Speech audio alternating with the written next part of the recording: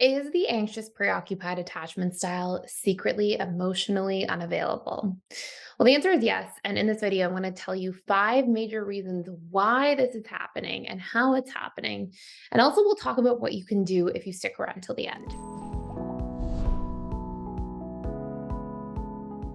So, first and foremost, one of the first things you want to realize is that anybody who connects constantly through a mask is exhibiting some form of emotional unavailability. So, this is reason number one. And what you'll see is because fearful avoidants are afraid of being abandoned, often they will connect through a mask where they won't actually show their true selves to people. If something hurt them, they may not actually share it. Or if they do, it will be when they've already been triggered about it for so long, but they've been kind of holding it inside for quite some time. And they'll tend to be scared to show their flaws, to truly let people in, to share some of their different insecurities, and to really open up about truly vulnerable things. And so, connecting through a mask in these ways is the first way the AP is actually secretly emotionally unavailable. Number two, people pleasing. Anybody in the moment that they are people pleasing is not showing or sharing their true self. And some of this can be for a multitude of reasons. It can be that you don't know truly who you are in that moment, or what your need is, or what your boundary is, or maybe you're disconnected from your emotions in that moment. All of those things can be reasons for why. However, it's still really important to recognize that if I am people pleasing, I am still practicing this element of emotional unavailability. Now, before I go into the next three, I want to share with you one other thing here, which is that as long as you are emotionally unavailable in terms of these hidden ways, that actually, as the anxious preoccupied, represent the emotional unavailability that you exhibit in the relationship to self first. In other words, if you don't know your feelings, your needs, you're not really standing up for yourself or backing yourself in real time in these people pleasing and kind of wearing the mask ways, that actually represents more deeply that you're probably out of touch with yourself in those areas. As long as you are still emotionally unavailable to yourself, the relationship to yourself determines the number one point of attraction in your relationship to others. In other words, your subconscious mind is wired for familiarity. So the thing that you will literally invest in over time the most and be the most attracted to is people who treat you exactly the way that you treat yourself. So I just want to say on a side note here, the more emotionally unavailable you are to yourself, the more you're going to see that you're investing in people who are also emotionally unavailable to you. And I mean, it makes perfect sense, right? Because if I don't share with my significant other, what is going on for me, how can they possibly know what I need? How can they possibly know, how to support me if I'm not opening up about those things, right? So hopefully you can see this theme in here.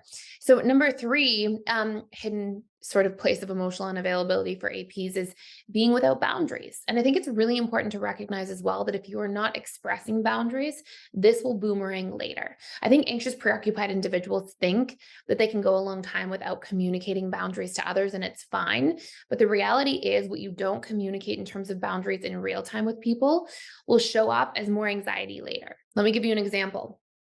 Let's say that you are dating somebody and you don't like the way that they are texting so often, really late at night, with a friend that they work with that you don't know who it is, and they haven't met, or you haven't met. In that situation, if you don't express something and say, like, hey, we're in a relationship, I think it's fine if you want to have friends or text with other people. But I think, like, if it's a person you could potentially be romantically interested in, like, let's not speak late at night because it could send the wrong message or whatever it is. Like, let's say that that's something you would want to express, just as an example.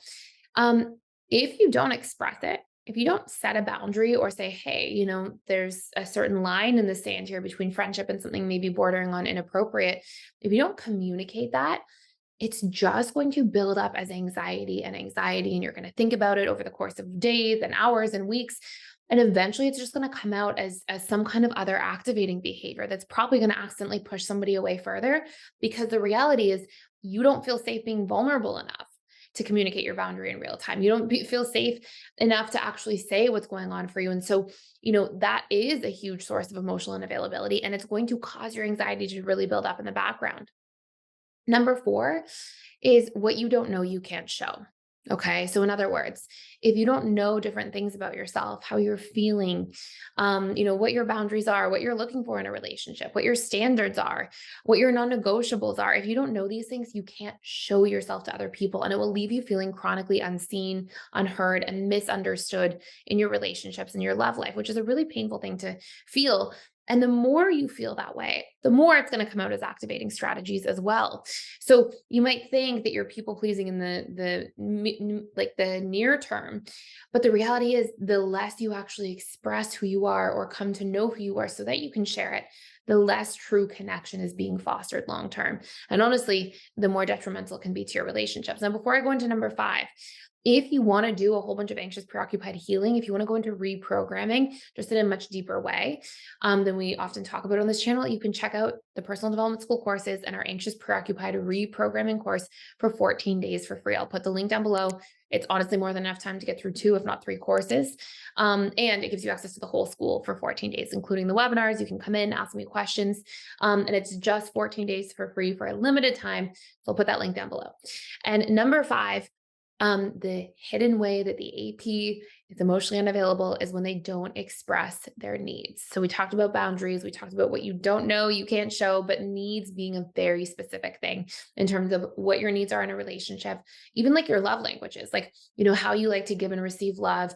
If you're needing reassurance or you're needing more time spent together, or, you're needing more transparency in the way that you communicate, all of those things are needs. And until we have the language to know what our needs are, we can't share them. And again, the more that's just going to lead to us feeling disconnected as individuals.